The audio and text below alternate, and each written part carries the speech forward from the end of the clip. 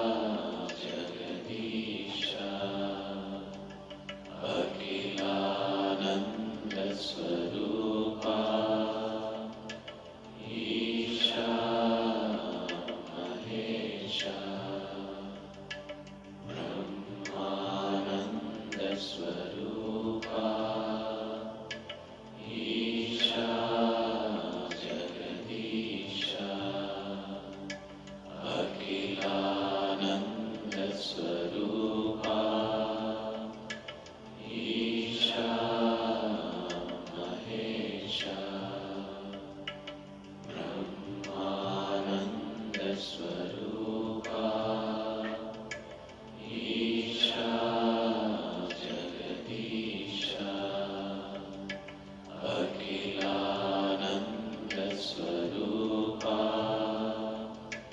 Isha Mahesha. Hello, this is Abhinav Vindra. I wanted to know the truth about how to make our society more sporting in nature. Sports are vital to the holistic development of young people, fostering physical, social, and emotional health, as well as teamwork and sportsmanship. How can we create a movement that will drive the youth of our country towards sport? Namaskaram, Abhinav. The best thing about sport is you cannot do it without absolute involvement. The essence of life is in our involvement. So sport demands involvement. You can you can go to school or college without involvement, you can go to your office without involvement, you can even get married without involvement, but you cannot do sport without involvement because sport just doesn't work without involvement. Nothing will happen the way you want it. So when you kick a ball or hit a ball or shoot a bullet, you know, without absolute involvement, it will not go where you want it to go. What you can cover up in society by blaming something else for whatever doesn't happen. In sport, it's very stark, it stands up in your face that you are responsible for what you're doing, otherwise it doesn't work. So this is the best aspect of sport. Should this come into our life? Absolutely. How to make sport a part of this nation? Yes, we are working on it in the rural scape. We want the help of all the sports persons, senior sports persons who passed their professional sporting life to participate in this, to bring sport into rural India because that is where 70% of the country's population is.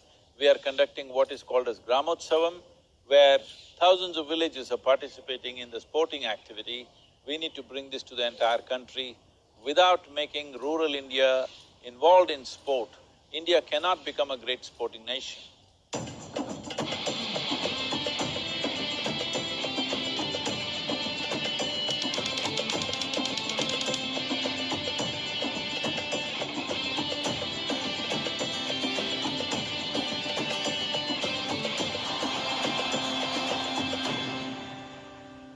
Sadhguru, jealousy is always considered as a really cynical emotion. But to be honest, for me, it has worked so well. What did you get to do? It motivates me. So every time my friend learns something new, I just get this innate urge to perform better. And it's probably why I've landed up in my dream college. So, do you think that jealousy is actually a negative emotion, or does it motivate you to do better? See, these days, fortunately, it's gone. When we were growing up, especially Diwali is coming, when Diwali comes, in small towns, one of the fun that people have is, they will make a can full of, the firecrackers and tie it to a donkey's tail. When it goes dum dum dum, poor donkey runs all over the place faster than a horse. You think that's the way to motivate life?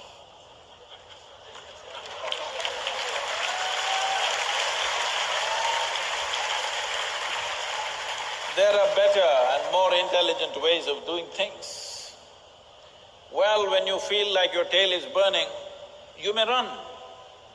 People always use this thing, if a dog is chasing you, you will run really fastest. But Mr. Bolt, you know Mr. Bolt? He did not run because his tail is on fire. He runs because he prepared his legs and lungs in such a way, whichever way he runs, he is faster than everybody. Hello? Isn't that the way to run? You want to run because a dog is chasing you, you want to run because your tail is on fire, is that the way you want to run? No, that's not a pleasant way to run. See, one thing is important that you run fast. Another thing is that your experience of running is fantastic. Isn't that important? Hello? Well, you got into your dream college, but it could be hell, 3 years of hell, who knows? Is it not important that these 3 years are a fantastic experience for you? Huh? Not important? Running is not the only important thing. How you experience it, what comes out of it tomorrow. Suppose we ran because our tail is on fire, now we understand the only way to make people run is to set their tails on fire. How much damage we will cause to everybody? And I've seen these donkeys running faster than a racehorse because they're terrified. That's not the way to run. Please don't do that to yourself, not anymore, okay?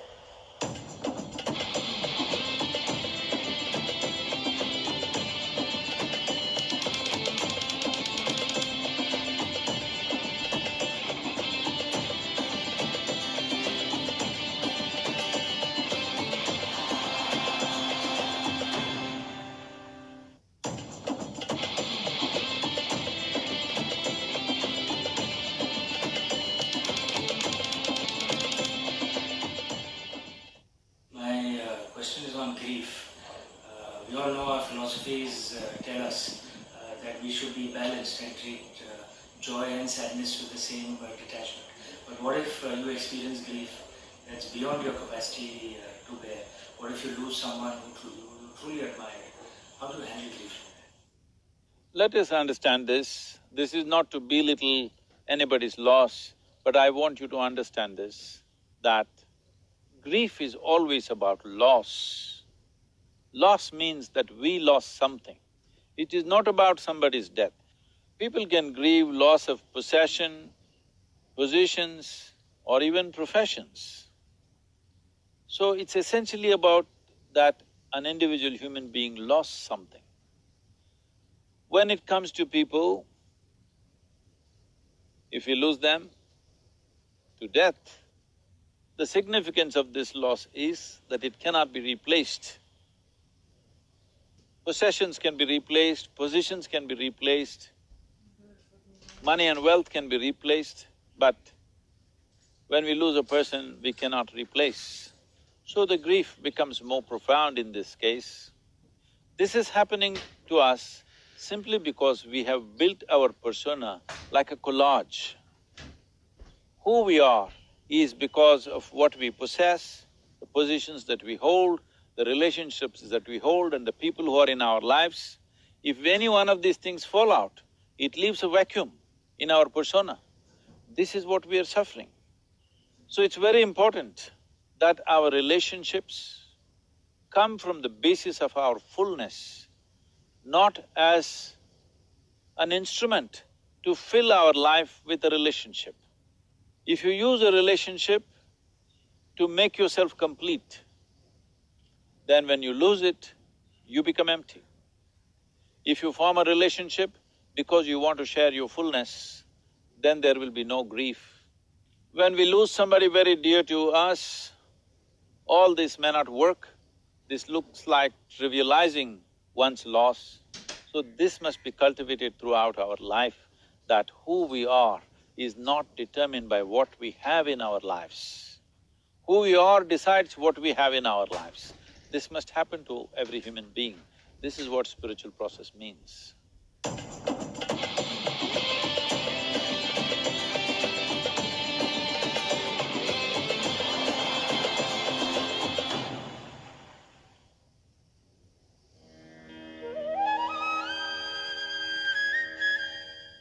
When you say that yourself and your body have to go together, that is clear to me.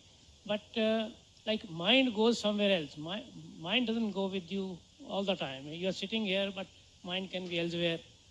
So that can be separate at times it can be with you. So this is my first question, and after you Let's answer go me- one at a time.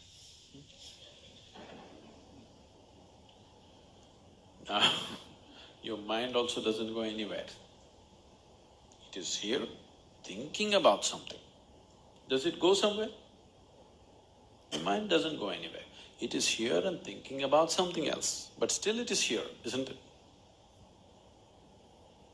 Neither your body goes somewhere, nor your mind goes somewhere, nor you go somewhere. They're always one composite whole. If you want to do anything, you have to do something that works for all of them. You can't handle this separately, that one separately, and this one separately. They're always together, isn't it? Your mind doesn't go anywhere. Did you lose it?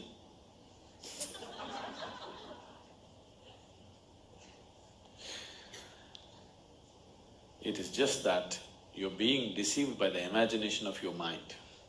It is sitting here and imagining something. It is not going anywhere, but you are so identified and lost that you think the mind is going somewhere. Mind doesn't travel anywhere, it's very much here, isn't it? You need to understand this. Why your mind is going on with uncontrollable, endless thought is, you're identified with things that you are not. The moment you get identified with something that you are not, then mind is non-stop activity. You're identified with too many things and you're trying to stop your mind. I'm telling you, if you try for 1,000,000 years, it's not going to happen. It cannot happen. If you take away your wrong identifications, then you will see this moment, mind will be just like a mirror, not saying anything, just reflecting everything. That's how mind should be. Your mind as a mechanism works best only when there is clarity in it, isn't it? Isn't it so? Your mind is not here to think up all kinds of fancy things. That's a distraction in life. Your mind is here to give you clarity and penetration into life. But right now, mind is just a huge ball of confusion, simply because you got identified with so many things that you are not, and now you're trying to hold it back. There is no way to hold it back. You ate very bad food, now there's gas in the stomach. You can't hold it. You eaten bad food, the consequence is there. You got wrongly identified with too many things, now this is going on endlessly. You cannot stop it, it doesn't matter what you do. You think of God, God himself will go to take you to many places. Now you're sitting here and you're trying to meditate, but you're thinking of your bar or restaurant or friend or cinema or something. Now people told you, think about God, everything will be okay. If you think about Rama or Krishna, then you will find you will go to cinema with Rama. That's the nature of the mind. Rama himself will take you to the bar, Rama himself will take you to the restaurant. You can't stop it. Because you got yourself identified with things that you're not. No way to stop it. So what's being done here is not about controlling your mind, to bring an awareness as to what you are not. Right now, to start with, the most fundamental identity is your body. You're identified with your body, the clothes that you wear, your hairstyle, your goatee also, aren't you? Very much identified, isn't it?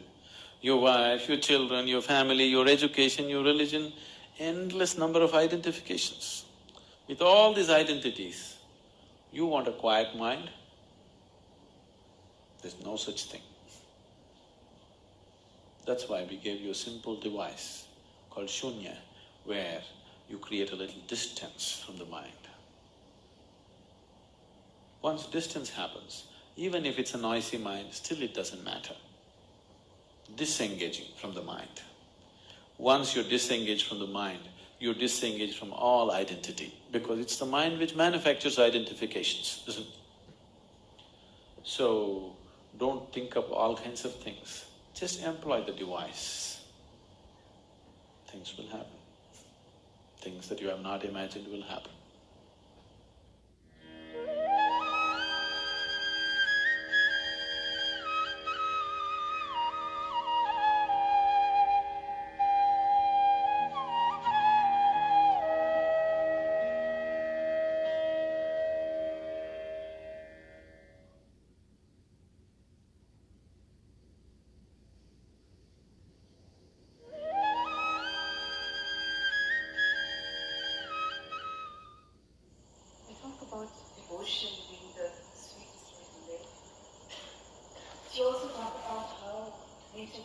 reveal itself easily.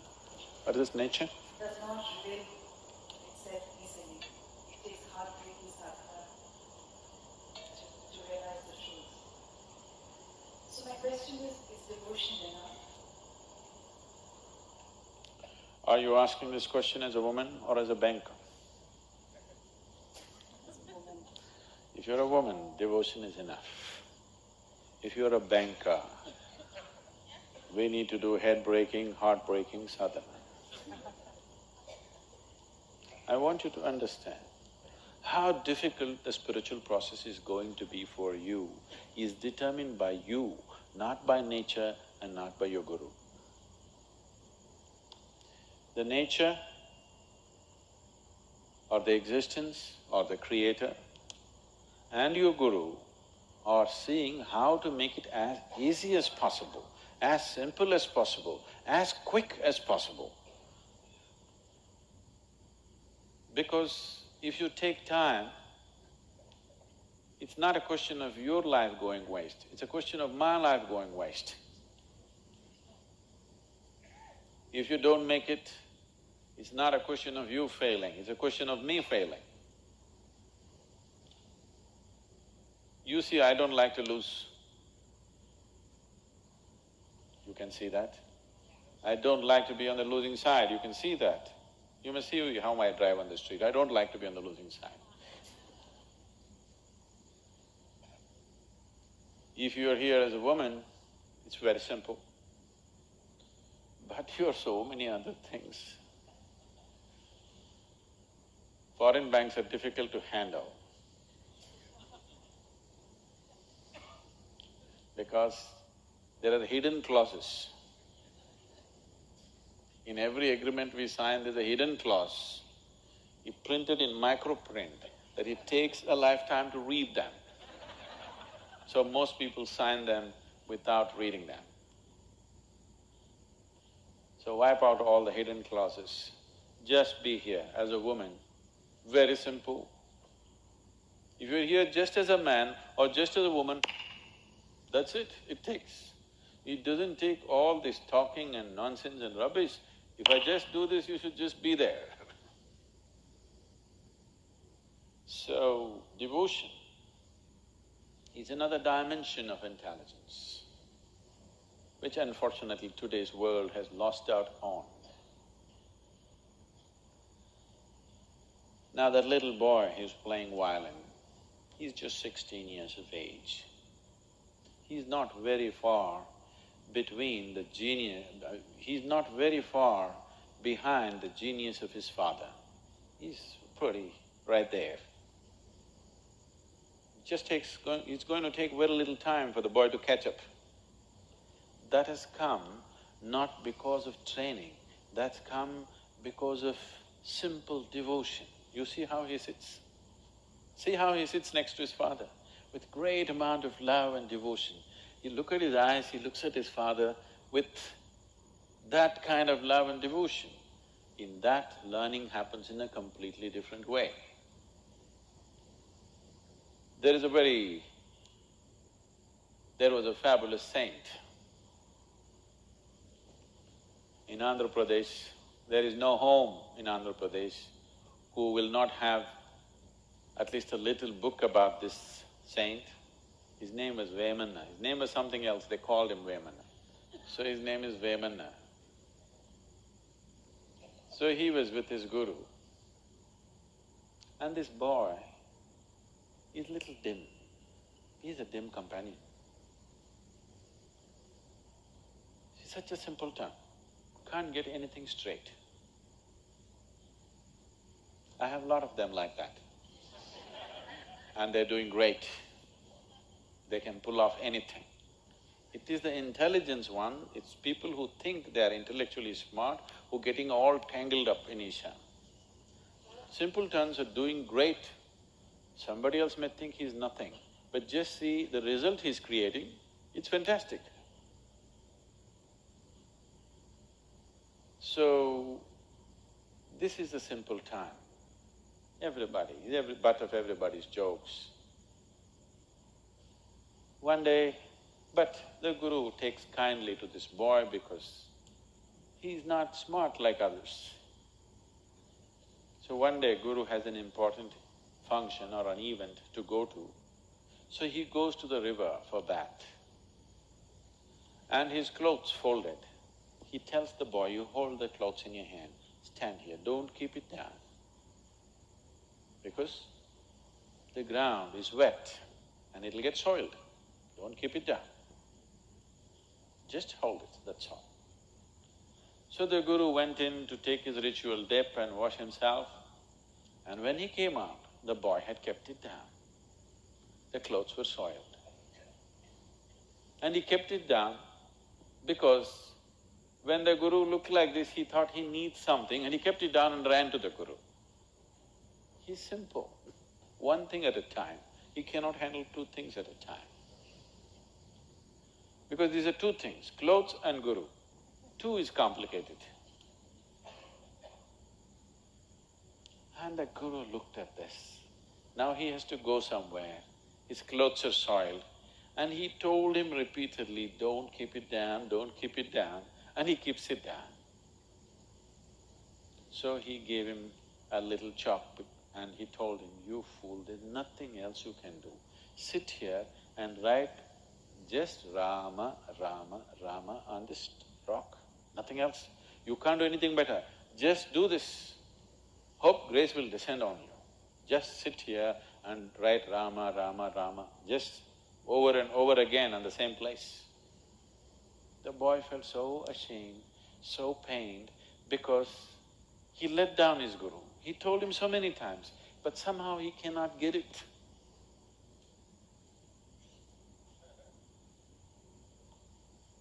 So he started writing. The Guru left in a rush. After the whole day, some event, he came back in the evening and first thing is he asked for this boy, where is he? Because he was feeling bad for the harshness with which he spoke to him. He was nowhere to be seen. Oh, then I told him to write Rama and we need not give the next instruction, maybe he's still there. And he went. The boy was still writing Rama. The chalk had worn out a long time ago. His forefinger and thumb had worn out right up till here, and he was still writing Rama, Rama, Rama, Rama. The Guru just took him and embraced him. And this boy, I don't know how many, somebody who's knowledgeable about this should say, he wrote hundreds of fabulous poems, which is even today, after a few hundred years, even today there is no Telugu-speaking home where there will be no book on Vemana's poems. Almost every home will have it. Anybody who can read and write in their home, there will be. And just about everybody is conversant with these poems. Brilliant poetry. He just poured out of his devotion. So that's what devotion can do, because devotion is another dimension of intelligence. Devotion is the intelligence. You understand there's a bigger intelligence and you have learned to keep your little intellect aside. That is devotion. Devotion does not mean every day doing puja, doing this, doing that.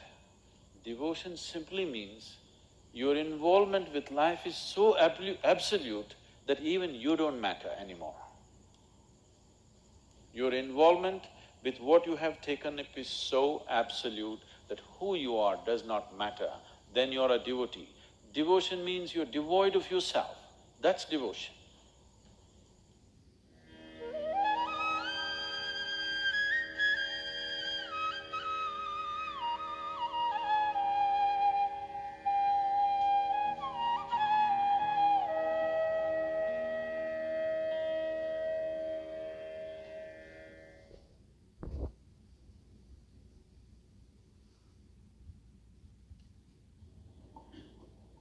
Good morning, Guruji. I want to know the difference between awareness and consciousness. I have read this explanation in mystic musings, but still it's not very clear to me. And also I have come across this word superconsciousness. So just wanted to know in what context it is used. Can you see me? So you're you see who's behind you? No.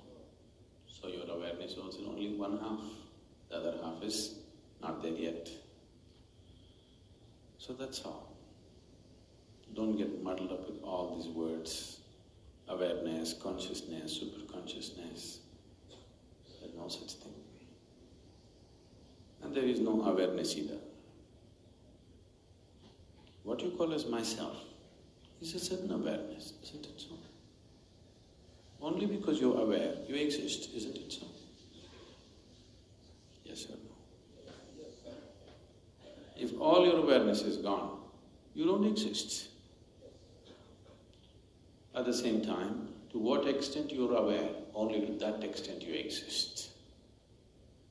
Right now, I would say your existence is partial, because your awareness is partial. To the extent that your awareness is, only to that extent you exist. This is why the sense of incompleteness in a human being, that he wants to do something else, he wants to include somebody or something as a part of himself to feel complete. You tried plenty, but it hasn't really worked. It seems to work in moments, but again and again it's collapsing, isn't it so?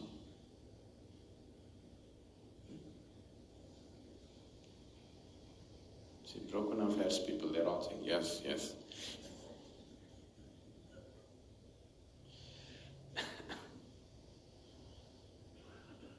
So, awareness is partial. That means your very existence is partial, because there is no distinction between what you call as myself and awareness, because what is you is awareness. So let's not go on inventing more and more words for who you are. Already too much of this nonsense has been done in the world. Awareness, consciousness, superconsciousness, Atman, Paramatman. Leave all the nonsense. You is enough, isn't it? More and more words, why are you creating? Once again, deception. You want to hide behind big words? Superconsciousness is a good word to hide. I know all kinds of nonsense has been written about these things. Right now, you are an impartial existence. I'm sorry, you are a partial existence. If you can become a complete existence, that's total awareness. If you are aware of everything that is there as life within you, then you're fully aware, you're a full existence. When you're a full existence, then there is no question of wanting to add to it. Yes? There is no need for one to add bits and pieces to make this feel complete. Only because it's, you're like the moon, waxing and waning. Full moon day, nothing more to add, isn't it? It's there. Other days, it's incomplete. I wish once a month you got there, but it doesn't happen. So, don't go about inventing too many words. And you said in the mystics' musings you read, I never spoke like that. No such things I will ever speak. So, we are not talking about distinction between awareness and consciousness. Probably we said something about mental alertness and awareness. There is a difference between being mentally alert and being aware. Mental alertness is always about the outside. Your dog is mentally alert, isn't it? But he's not aware. Similarly, most human beings are mentally alert. Okay, at least some human beings are mentally alert. But they're not aware, because awareness is not of the outside. Awareness is not a faculty. Awareness is you. Awareness is not yours. You are the awareness. So there are two different things. When we use language, I am aware,